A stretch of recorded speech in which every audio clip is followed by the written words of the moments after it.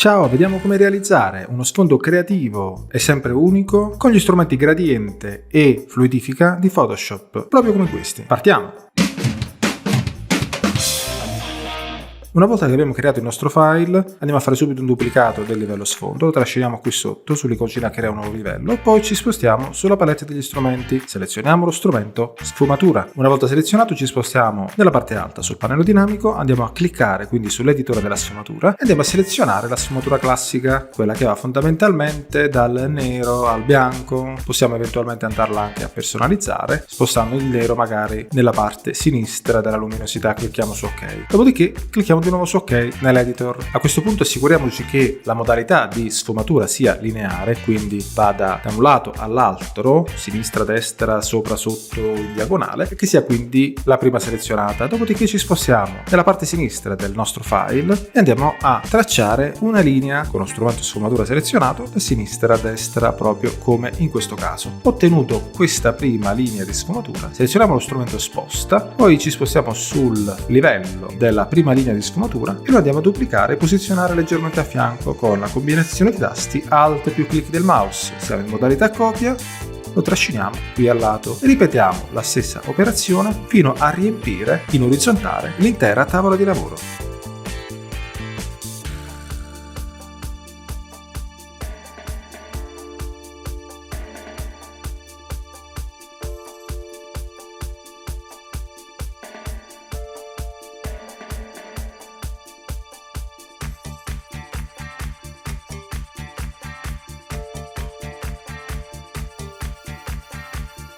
Una volta che abbiamo completato la nostra area popolandola con tutte le linee a sfumatura, ci spostiamo nel pannello livelli, selezioniamo l'ultimo livello nella parte superiore, dopodiché ci spostiamo con la barra di scorrimento verso l'inizio, andiamo a selezionare con Shift e clic del mouse anche il primo livello della prima linea sfumatura. In questo modo le abbiamo selezionate tutte. Dopodiché ci spostiamo col tasto destro su uno dei livelli o sul gruppo livelli selezionato e clicchiamo su Converti in oggetto avanzato. In questo modo avremo un unico oggetto avanzato. Anche qui, in questo caso, controllo Command J oppure lo trasciniamo sull'iconcina crea un nuovo livello per farne una copia, nascondiamo poi il livello originale. E sul livello copia selezionato ci andiamo a spostare sul menu filtro e poi selezioniamo lo strumento fluidifica. Nella parte bassa del pannello fluidifica abbiamo chiaramente la possibilità di zoomare all'indietro o in avanti l'interfaccia, in questo caso magari selezioniamo un 12% per avere più chiara l'area di lavoro. Dopodiché vediamo qui sulla sinistra diversi strumenti che possono fare a caso nostro. Il primo nella parte superiore è lo strumento altera in avanti, che è quello che utilizzeremo soprattutto noi, ma chiaramente è a discrezione perché l'effetto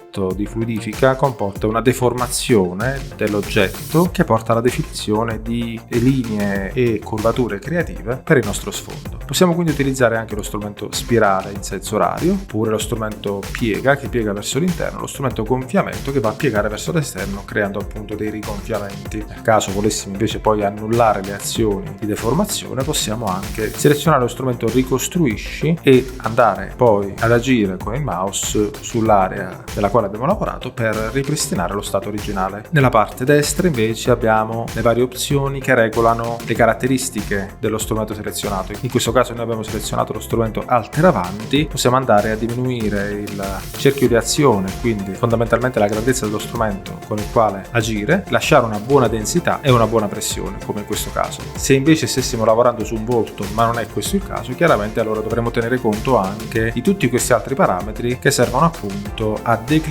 bene tutte le caratteristiche dello strumento, sia per quanto riguarda la deformazione degli occhi, che del naso, che della bocca e infine più in generale del volto. Lasciamo quindi perdere questa sezione, ci soffermiamo soltanto sulla prima. L'importante appunto è stabilire una buona dimensione in modo che il cerchio dello strumento sia di queste dimensioni o un po' più grande, in modo da poterci muovere liberamente per poter deformare il nostro oggetto in base al nostro scopo.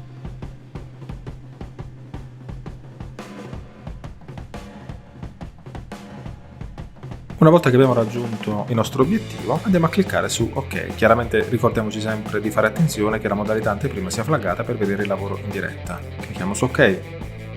Ed ecco qua, il nostro sfondo è stato creato, ora dobbiamo dargli quel carattere in più, magari attraverso l'uso di un livello di regolazione a gradiente. Ci spostiamo quindi nella parte bassa del pannello livelli, apriamo il menu dei livelli di regolazione e selezioniamo mappa sfumatura. Qui chiaramente noi abbiamo la possibilità di utilizzare diverse sfumature magari già precompilate, oppure di crearne di nuove personalizzandole manualmente. Automaticamente lui ci associa la prima sfumatura a disposizione qui nell'ordine dei predefiniti, oppure possiamo selezionarne una, poi andare eventualmente qui nella parte della barra ad aggiungere nuovi colori, semplicemente facendo un clic aggiungendo un marker, poi doppio clic apriamo il selettore dei colori e andiamo poi ad aggiungere eventualmente un nuovo colore.